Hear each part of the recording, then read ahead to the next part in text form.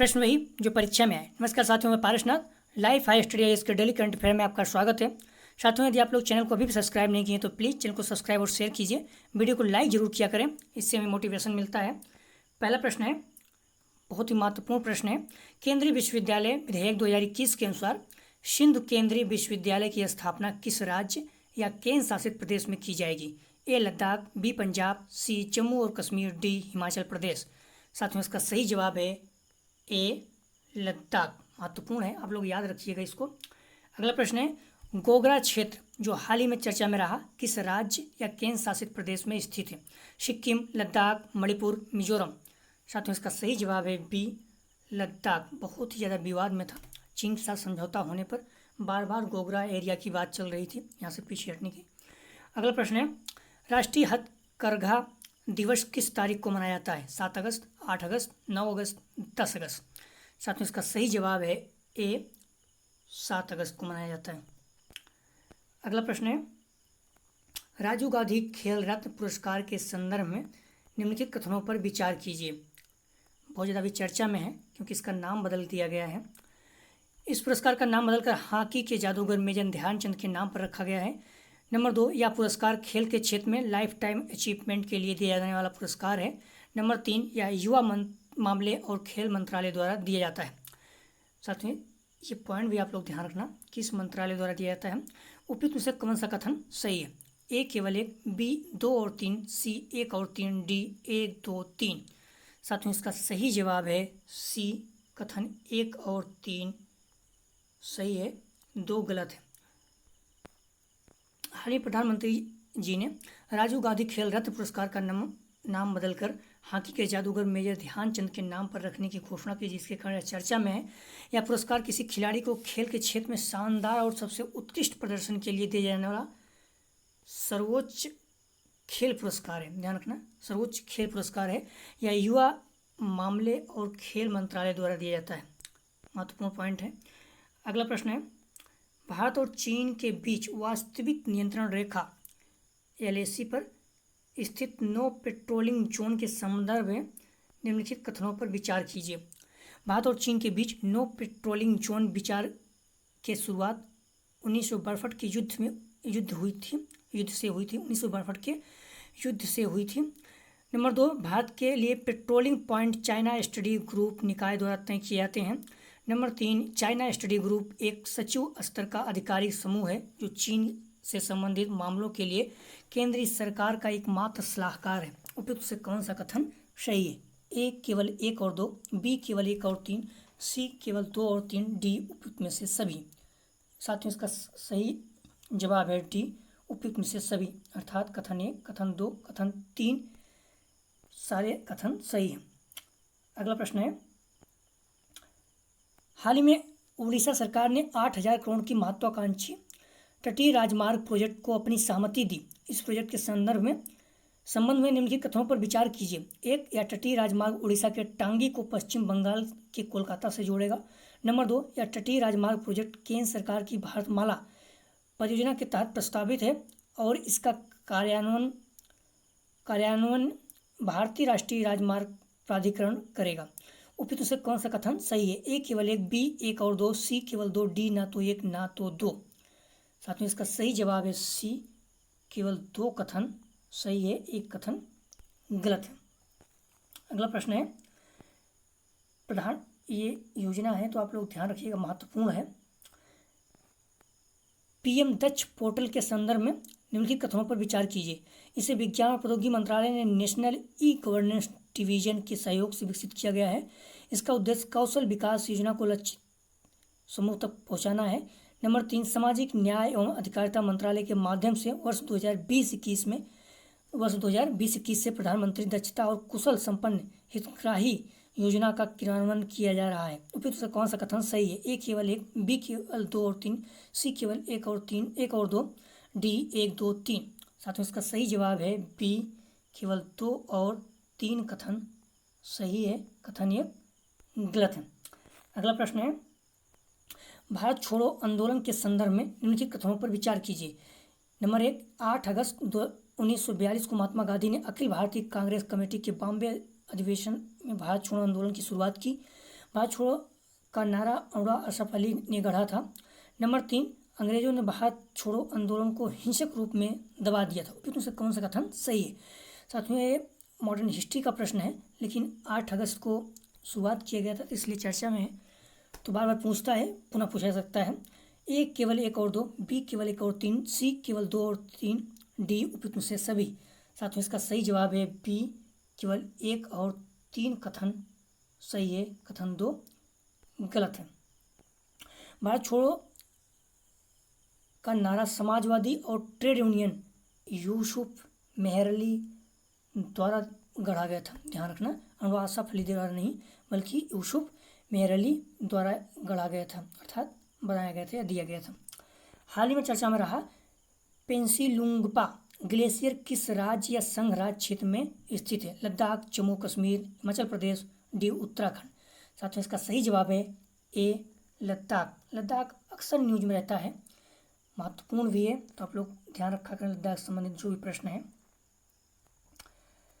राष्ट्रीय कंपनी कानून अपीलीय न्यायाधिकरण के संदर्भ में निम्नलिखित कथनों पर विचार कीजिए। NCLAT इंसॉल्वेंसी एंड बैंक क्रैप्सी 2016 की धारा 61 के तहत नेशनल कंपनी लॉ ट्रिब्यूनल द्वारा पारित आदेशों के खिलाफ अपील की सुनवाई के लिए अपीलीय न्यायाधिकरण है। NCLAT भारतीय प्रतिस्पर्धा आयोग द्वारा जारी किसी भी निर्देश, निर्णय या आदेश के खिलाफ अपीलों को सुनने और निपटाने के लिए अपीलीय न्यायाधिकरण भी है। उपयुक्त से कौन सा कथन सही है? ए केवल 1, बी 1 और 2 दोनों, सी केवल 2, डी ना तो 1 ना तो 2। साथियों, इसका सही जवाब है बी 1 और 2 दोनों कथन सही है। अगला प्रश्न है, क्षेत्रीय सहयोग के लिए हिंद महासागर रिम एसोसिएशन के संदर्भ में निम्नलिखित कथनों पर विचार कीजिए। 7 मार्च 2007 को IORARC की स्थापना की गई और आर्थिक और तकनीकी सहयोग को बढ़ावा देने के लिए चार्टर को बनाया गया। नंबर 2, इसका मुख्यालय नैरोबी, केन्या में स्थित है। उपयुक्त से कौन सा कथन गलत है? ध्यान रखना, गलत है। मैं बार बार बोलता हूँ, मैं एक प्रश्न सही या गलत डाल देता हूँ, सही नहीं है, क्योंकि एग्जाम में भी ऐसे पूछता है और आप लोग ध्यान नहीं देते हो, फिर प्रश्न गलत हो जाता है। ए केवल 1, बी 1 और 2 दोनों, सी केवल 2, डी ना तो 1 ना तो 2। साथियों, इसका सही जवाब है बी 1 और 2 दोनों कथन गलत है। अगला प्रश्न है, मानव अधिकारों पर संयुक्त राष्ट्र की घोषणा के संदर्भ में निम्नलिखित कथनों पर विचार कीजिए। यह एक संधि है जो प्रत्यक्ष रूप से सदस्य देशों को मानव अधिकारों को लागू करने की कानूनी दायित्व के लिए प्रतिबद्ध करती है। नंबर 2, भारत इसके प्रारूप निर्माण में सक्रिय भागीदार था। उपयुक्त से कौन सा कथन सही है? ए केवल 1, बी 1 और 2 दोनों, सी केवल 2, डी ना तो 1 ना तो 2। साथ में इसका सही जवाब है सी केवल 2 कथन सही है, 1 कथन गलत है। अगला प्रश्न है, भारत में जनजातियों के संदर्भ में निम्नलिखित कथनों पर विचार कीजिए। 2011 की जनगणना के अनुसार भारत की जनजातीय आबादी 8.6% है। नंबर 2, भारत में 700 से अधिक जनजाति समूह हैं, जिनमें से लगभग 25 विशेष रूप से कमजोर जनजाति समूह हैं। नंबर 3, भारत का सबसे बड़ा जनजाति समूह कोल जनजाति समूह है। उपयुक्त से कौन सा कथन सही है? ए केवल 1 और 2, बी केवल 1, सी केवल 3, डी केवल 2 और 3। साथियों, इसका सही जवाब है बी केवल 1 कथन सही है, 2 और 3 गलत है। अगला, विश्व आदिवासी दिवस या अंतर्राष्ट्रीय मूल निवासी दिवस हर साल 9 अगस्त को मनाया जाता है, जिसके कारण यह चर्चा में है। इसका उद्देश्य दुनिया की आदिवासी आबादी के अधिकारों को बढ़ावा देने और उनकी रक्षा करना है। साथियों, पॉइंट याद रखना आप लोग, बहुत ज़्यादा महत्वपूर्ण है। आदिवासियों से संबंधित प्रश्न जो भी हैं महत्वपूर्ण रहते हैं। इस दिवस के माध्यम से आदिवासियों को पर्यावरण संरक्षण के लिए किए जाने वाले योगदान को याद किया जाता है। 1982 में जिनेवा में विश्व आदिवासी दिवस के दिन आदिवासी आबादी पर संयुक्त राष्ट्र कार्य समूह की पहली बैठक हुई, इसलिए इस दिन को विश्व आदिवासी दिवस के रूप में मनाया जाता है। 2011 की जनगणना के अनुसार भारत की जनजातीय आबादी 8.6% है।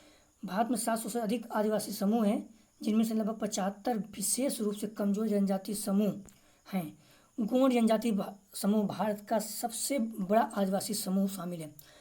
साथियों ध्यान रखना, गोंड जनजाति समूह भारत का सबसे बड़ा आदिवासी समूह है। ये पॉइंट बार बार याद रखना, बार बार प्रश्न पूछा जाता है।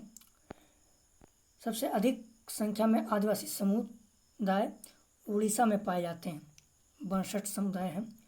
अगला प्रश्न है, सुंदरबन के संदर्भ में निम्न कथनों पर विचार कीजिए। इसे 2001 में यूनेस्को द्वारा बायोस्फीयर रिजर्व के रूप में नामित किया गया था।